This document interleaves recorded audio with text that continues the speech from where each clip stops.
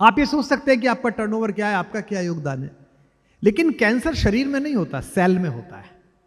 और इम्यूनिटी भी शरीर में नहीं होती, सेल में होती है।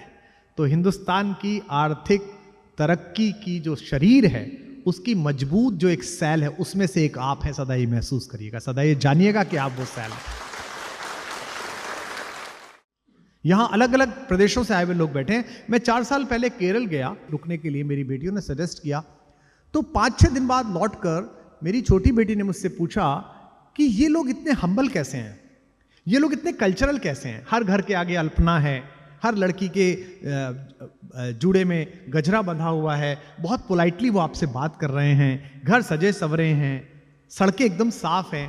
हम लोग जो वेस्टर्न यूपी वाले हैं, जो गाजियाबाद, बुलंदशहर वाले, नोएडा वाले, कोई बैठे हो तो माफ करिएगा, हम इतने रिएक्टिव क्यों हैं?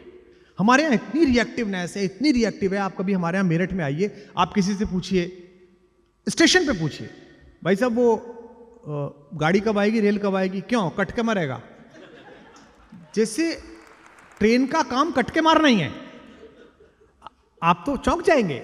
हमारे यहाँ मतलब कोई, लखनऊ एकमात्र ऐसी जगह है, तहजीब का शहर है, वरना हमारे यहाँ तो लखनऊ में जैसे बोला जाता है, कोई लखनऊ का यहाँ होगा कि मैं आपकी शान में गुस्ताखी करना चाहता हूँ, तो मेरठ में किसी चौधरी साहब से एक लखनऊ के आदमी ने कह दिया कि हुजूर मैं आपकी शान में गुस्ताखी करना चाहता हूँ। चौधरी साहब बोले करके देख तू। उन्हें लग रहा है गुस्ताखी भी कोई खराब बात है। तो ये जो रिएक्शन हमारे अंदर आई, तो मेरी बेटी ने पूछा कि हम ऐसे क्यों हैं कि सड़क पर हम झगड़ा कर लेते, चौराहे पे झगड़ा कर लेते, जरा सी बात पे हम चिल्लाने लगते। तो मैंने उसको बताया कि बेटा 1000 साल में 2 बार वैकेशन पे लोग आए हमें लूटने के लिए। हम लोग सो रहे थे कि लोग आए। शक, हूण, कुषाण, यमन, चंगेज, पठान, तुर्क, तातार, मंगोल, डच, फ्रांसीसी, पुर्तगाली, रोहेले, खिलजी, कौन कौन। हर बार कोई ऊंट के घोड़े पे चढ़ के कोई भी आ रहता था रात को लूटने के लिए, औरतें उठा ले गया, सामान उठा के ले गया। हमें रिएक्शन आ गई। हमको लगता है हर आदमी मारने आया है। हम रात में जगते तो हमको लगता है कोई आ गया है, वो डीएनए में चला गया। सौभाग्य से आतंक की आदि दक्षिण में नहीं पहुंची, केरल में नहीं पहुंची, और ये बड़ा सौभाग्य रहा। तो आज भी आप देखेंगे दक्षिण में कला, संस्कृति, सभ्यता बहुत ही अच्छी है। अच्छे से वो आपसे बात करेंगे। कभी आपने उन्हें बहुत एग्रेशन में नहीं देखा होगा, उन्हें अपनी चीजों से लगाव भी है, इतनी ज्यादा कि उनका अगर कोई रोल मॉडल अपनी आयु पूरी करके भी दिवंगत हो जाता है तो उसके शोक में बहुत सारे लोग मर जाते हैं। अपने हीरो हीरोइंस के वो मंदिर बनवा लेते हैं। इसका मतलब उनके अंदर श्रद्धा, समर्पण बहुत ज्यादा है। भारत का ये मूल तत्व था, लेकिन भारत का ये मूल तत्व खंडित हुआ 1947 में। एक आजादी आई उदास माहौल में। ये कोई पॉलिटिकल स्टेटमेंट नहीं है, ये सोशल स्टेटमेंट है। हम जैसा देश चाहते थे, हम जैसी आज़ादी चाहते थे। मैं कभी गया नहीं पाकिस्तान, बहुत बुलावे आए, और सौभाग्य है कि वहाँ इतनी पॉपुलैरिटी है कि वहाँ लगभग 8-9 शायर ऐसे हैं जो कुमार लिखते हैं। कुमार असलम है, कुमार जावेद है, कुमार अर्शी है, जो सिर्फ मुझे सुन के लिखते हैं। वो कभी दुबई में मिलते हैं, शारजहां में मिलते हैं, पर मैं गया नहीं।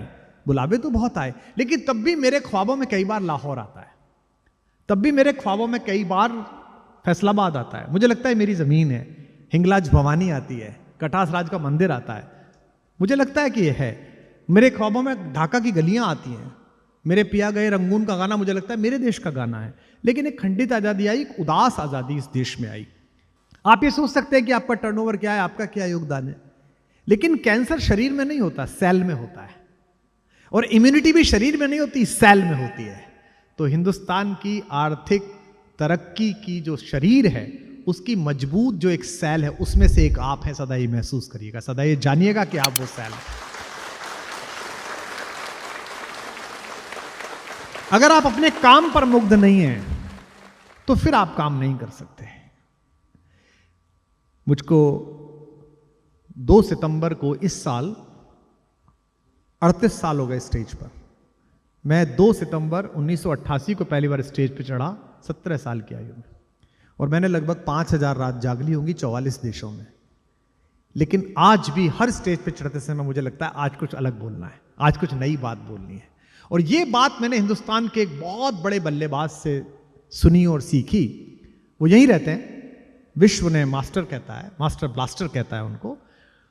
उन्होंने एक दिन कहा कि मैं जब भी क्रीज पर जाता हूं और जो पहली बॉल आती है मुझे खेलने के लिए, तो मेरे नाभि के आसपास एक गोल चक्र चलता है, और मुझे ऐसी एंग्जाइटी होती है जैसे पहली बार मैं वानखेड़े में प्रैक्टिस के लिए उतरा था एक जूनियर टीम के खिलाड़ी की तरह, अतिरिक्त खिलाड़ी की तरह। ये क्वेस्ट अगर आपके काम में नहीं है तो फिर आपको वो लीजेंड नहीं बना सकती, फिर आपको महान नहीं बना सकती। देखिए, मरने के बाद कौन बचेगा ये पता नहीं है। कहते कुछ भी रहिए, लेकिन आपके जाने के बाद क्या होना है कुछ पता नहीं है। जो कुछ होना है आपके होने पर होना है, और आपका होना इतना महत्वपूर्ण होना चाहिए कि आपके जाने के बाद भी वो होता रहे। अभी कल परसों हमने एक मैच जीता। उस मैच में हमारे नए बच्चे जितने खेल रहे हैं उनके उतने पोस्टर नहीं थे जितने न खेलने वाले 2 खिलाड़ियों के पोस्टर थे। आपने देखा होगा हर जगह पोस्टर थे, मिसिंग रोको, मिसिंग रोको। बंबई का लड़का है वो रोहित शर्मा, और हमारे दिल्ली का लड़का है विराट कोहली। लोग उनको मिस कर रहे थे। क्यों? क्योंकि उनका होना महत्वपूर्ण था। टीम में तो बहुत लोग होते हैं। भगवान राम के साथ लड़ने के लिए तो सैकड़ों वानर गए थे, बंदर तो बहुत सारे थे, लेकिन उनमें उल्लेखनीय 2-4 बचे।